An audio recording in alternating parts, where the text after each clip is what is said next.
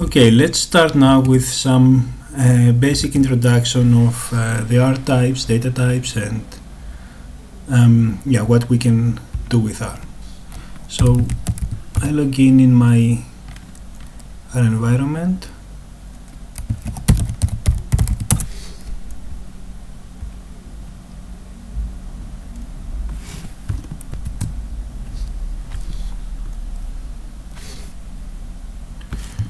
Okay, I will clean this,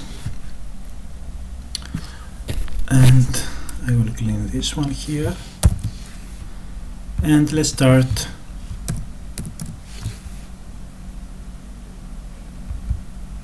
using R.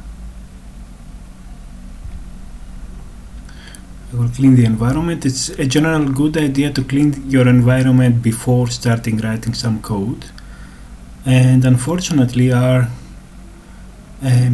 saves all the variables and all the objects from the server version of R, so the RStudio server, even if I open several tabs. So imagine that I will open another R script here. So I have two R scripts open, and then I have a variable g equals 1 here.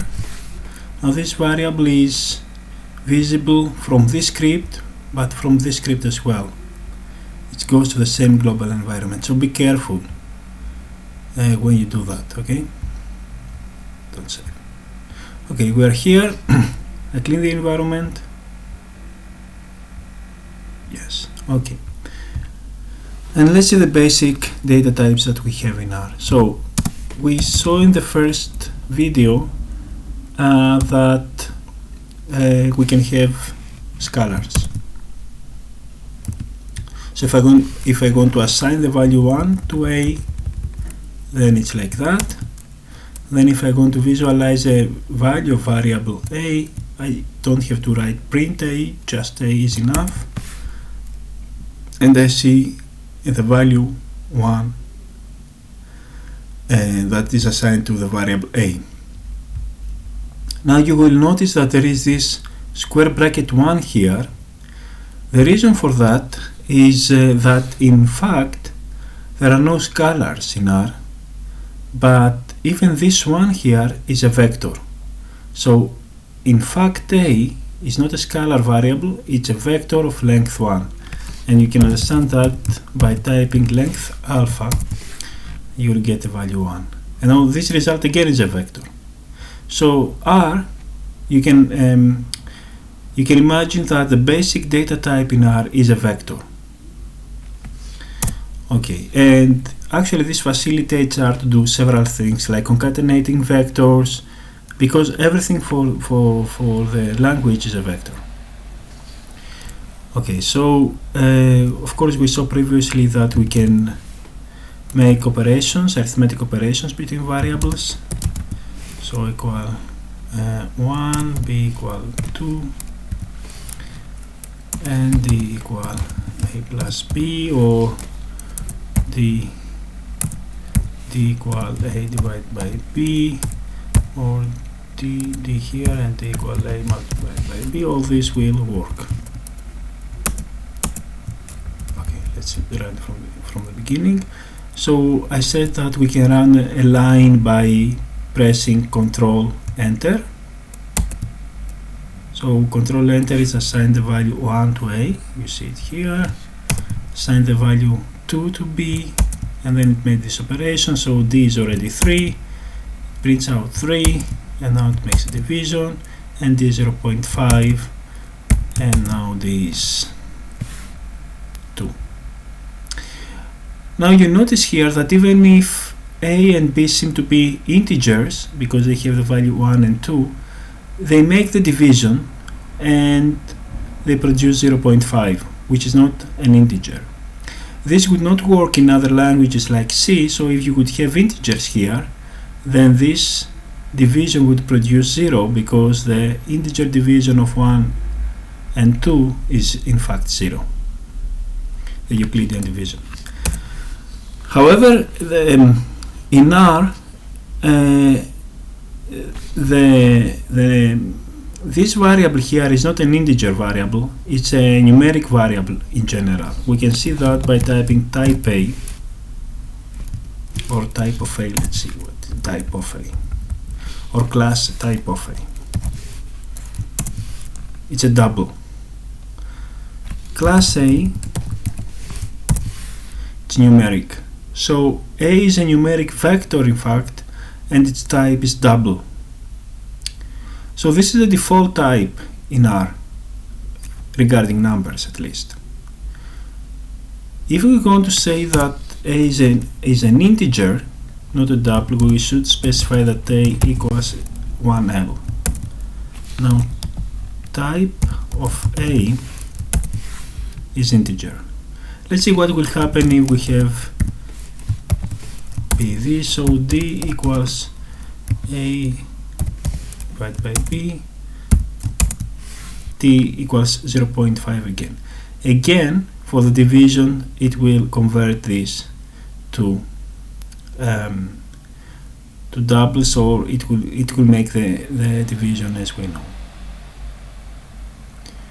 Okay, if we want to make the integer division, we should do the following.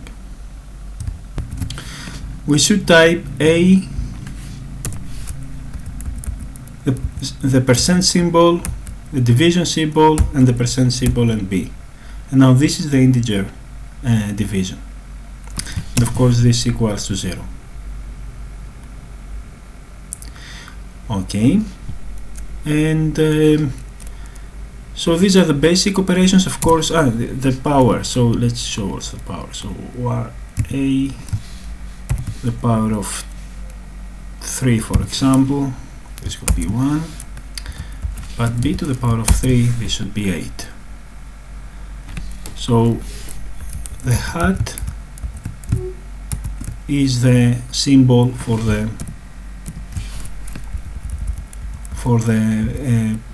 power, and I think that this will work as well. Yeah, you can use also this.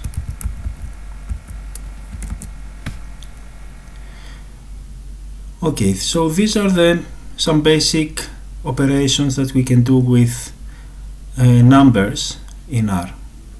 Again, I emphasize here that all variables that we have seen up to now are vectors, not scalars. In fact, they are vectors of length 1. Even this is a vector of length 1. And the default numeric type is a double. So type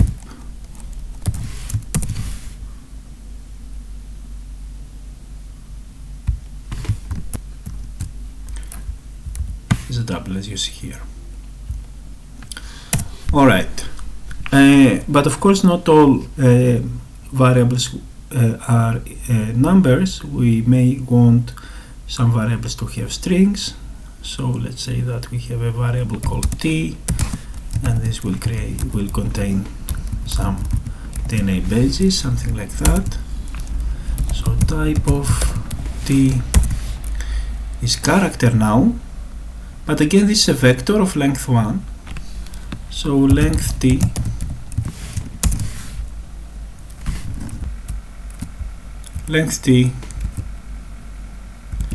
is 1. So it's 1, and it contains all of this information here.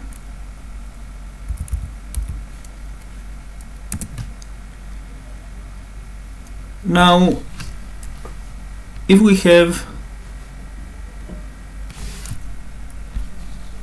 this T and we want to add 1, this will not work, of course, because it says that we have a non-numeric argument to binary operator. So this is the binary operator, the plus. We want to sum T and 1, and this cannot work because T is a character vector, is a character, is a string. The type of T is character. So it cannot work. Okay. Now, if we want to find the length of the string though, we have to use the function nChar_t, so number of characters in t. Now this is not the same as length t, so the length of t is 1 because t is a vector of length 1 and in its first position it contains all the string, but this is a string and it has 11 characters, and to get the 11 characters we get it with the function nChar.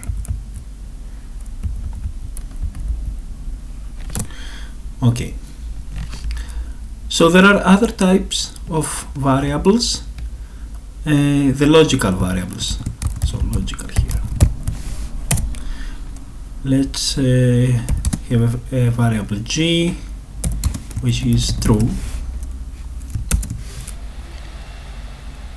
and we can have another variable r which is true again. So we are allowed to write capital true for specifying that the value of this variable is true, but we can also write just t here, just to type less.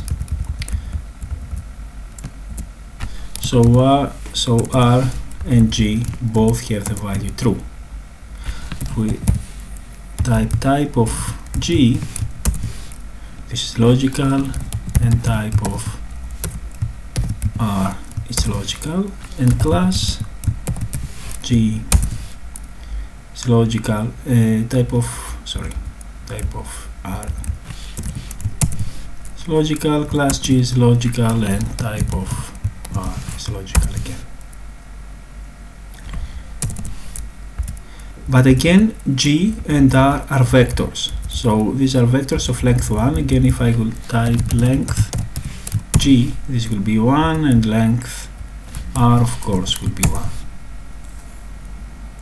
Now for logical operators we can have for logical variables we can have the following operations.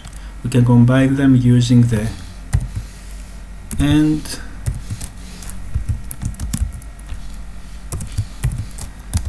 or the OR,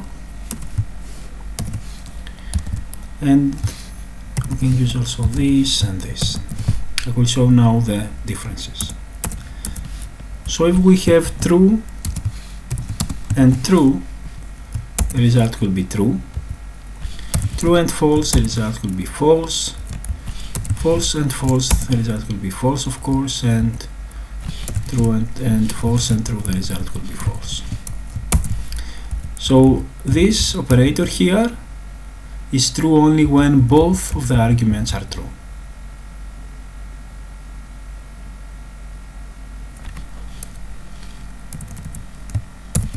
In contrast, this operator is true when one of them is true. So this is true, this is true, this is true, only this is false.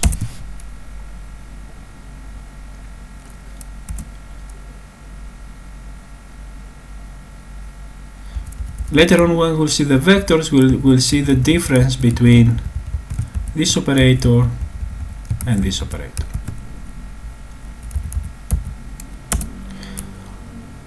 Okay, so we saw already numeric variables, we saw character variables, and we saw logical variables.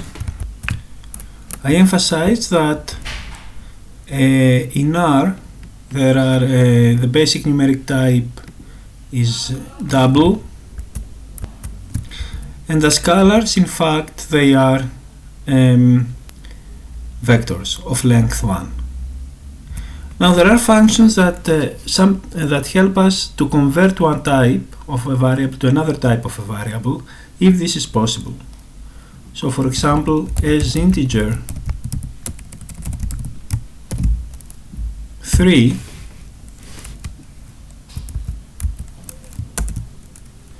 now remember that this 3 is a double, in fact, but now this variable here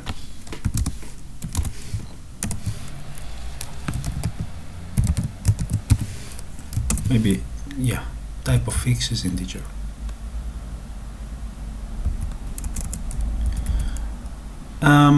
So we can convert a double to an integer using this function here. But probably some operations are not possible. So this one, it cannot work, of course, because I cannot convert this character to an integer value, or I cannot convert to a numeric value. So R shows a warning message that says that NA is introduced by coercion. Since it could not do this operation, X has an NA value. So X exists, is an object, you see that here, but its value is NA. NA in general means something that is missing. So for example, you will see that if you read later on a table from a file and some cells are missing, or if you read a matrix from a file and some cells are missing, the value there will be NA. So this is something that we cannot know, and that's why it has a value NA. But it is possible to convert a logical value to a numeric value. So here